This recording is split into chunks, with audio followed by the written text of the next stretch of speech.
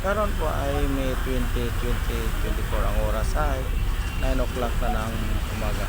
Itong nakikita nyo guys, yan yung dalawang bangka na nagkakarerahan. Yan, tingnan nyo. So ito, mas nauna yata to, ito sa pangalawa. So natalo siya. So parang hindi naman yata to bangka itong isa. Ano bang tawag dito? Aha. Pupa Piri. Cute siya oh. Cute. Tapos itong isa, nakasunod sa kanya. Wala.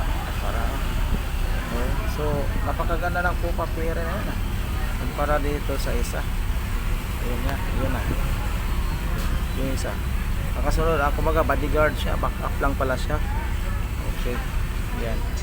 So ito yung isla guys na nakita ko. Kung marami kang pera, pwede kang tumira dyan. Bibili ka lang ng mga pagkain mo kasi parang wala yata ang taniman ng palay sa kanila dyan eh.